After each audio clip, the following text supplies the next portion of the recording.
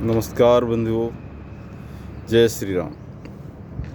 मैं आपके सामने आज एक बहुत ज़्यादा महत्वपूर्ण, मेरी दृष्टि में महत्वपूर्ण है, लेकिन हो सकता है आपसे एक छोटी सी बात समझते हो, उसके बारे में बात करने वाला हूँ। बंधुओं, हमने सुना होगा यज्ञ के बारे में कि यज्ञ क्या होता है। हमारे गीता, वेद, पुराण, शास्त्रों में यज्ञ के बारे में विस्तार से बताया गया है। लेकिन आम जनमानस के बीच में ये एक धारणा है कि यज्ञ एक ऐसी प्रक्रिया है कि बस केवल हवन होता है, यज्ञ होता है। लेकिन मैं आपको बता दूं, हवन ही यज्ञ नहीं होता है। यज्ञ और हवन में, यानी हवन कहते हैं अग्निहोत्र को, लेकिन यज्ञ कई प्रकार के होते हैं। आपने गीता पढ़ा होगा, गीता में जो है यज्ञों के कई प्रकार के बताए हैं। वेद में उसमें बताया, वेद वाणी में यज्ञों का कई प्रकार है। जैसे आप जो डेली यज्ञ करते हैं प्रतिदिन के हवन को, उसको यज्ञ कहते हैं। और जप करते हैं, जप यज्ञ है। व्रत करते हैं, व्रत यज्ञ है। प्राणायाम यज्ञ है। सेवा करेंगे, वो सेवा यज्ञ हो जाएगा। आप दान करेंगे, भक्ति करेंगे, दूसरों के लिए जो कार्य करेंगे, संसार के लिए जो काम करेंगे, वो यज्ञ होता है। अर्थात यज्ञ का मतलब है कि हम अपना स्वार्थ छोड़कर परहित में जो काम करें, या दूसरे पूरे विश्व को भगवान माने, ईश्वर माने, ईश्वर को समर्पण करते हुए जो काम किया जाता है, वो हर काम यज्ञ है। यज्ञ लेन और देन की प्रक्रिया है। देवताओं को या प्राकृतिक शक्तियों को हम कुछ देते हैं तो बदले में उससे कुछ मिलता है।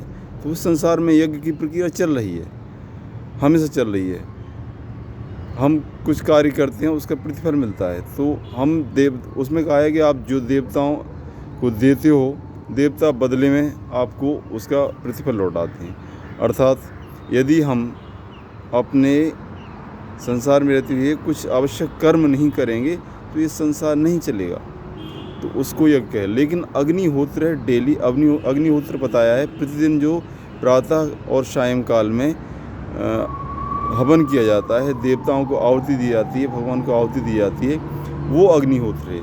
अग्निहोत्र एक बहुत आवश्यक कार्य बताया है। अग्निहोत्र हमारे वैदिक और हमारे आर्य सनातन धर्म में बहुत आवश्यक कार्य बताया है। इस अग्निहोत्र को त्यागना नहीं चाहिए। जो गायत्री मंत्र के साथ अग्निहोत्र किया जाता है, उससे वातावरण की शुद्धि होती है। और कहते हैं कि इससे हम कई देवताओं को जो आहुतियाँ देते हैं, देवता का अर्थ होता है सूर्य, अग्नि, जल, वायु, अंतरिक्ष और जो प्राकृतिक शक्तियाँ, जो 33 देवता हैं। हमारे 33 प्रकार के देवता हैं। 33 करोड़ देवता नहीं होते हैं। एक्चुअल कोटि मीन्स दो अर्थ होते हैं।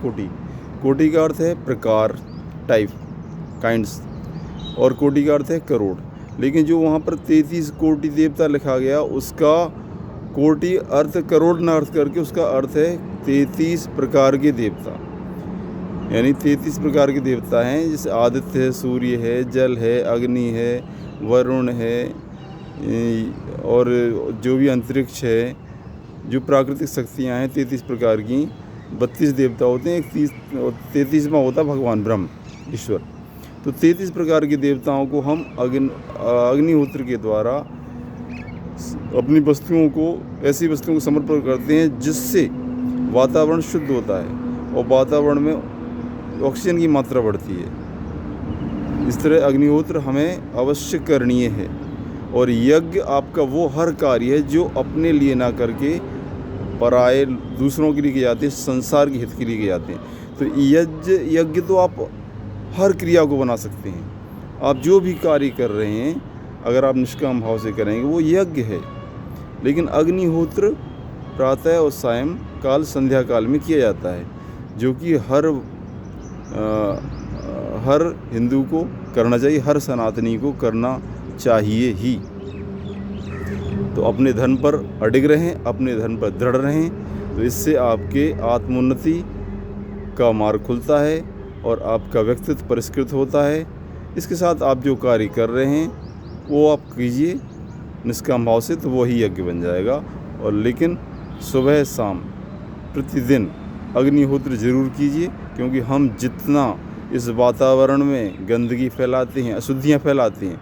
उस अशुद्धि को दूर करने का एक ही कार्य है, एक ही कारण है कि हम अग्निहोत्र करें।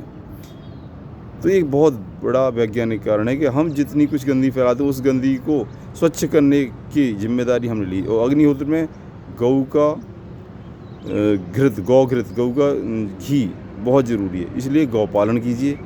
गौपालन हमें करना चाहिए। गौपालन से क्या होगा कि बहुत हमारी अर्थव्यवस्था मजबूत होगी, क्योंकि उससे जो भी गाय का गोबर है और गौमूत्र है, उससे कई प्रकार की औषधियाँ बनती हैं। हमारी पृथ्वी में जो खाद पड़ता है उससे बिल्कुल शुद्ध होती है। तो यज्ञ की प्रक्रिया, यज्ञ के साथ जितनी भी चीज़ें जुड़ेंगी वो सारी पवित्र और सारी फायदेमंद होंगी। इसलिए अग्निहोत्र को एक चीज़ को आप आधार बना लीजिए।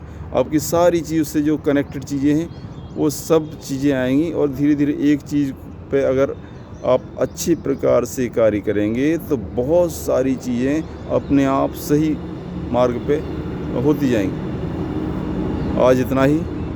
जय श्री राम। ओम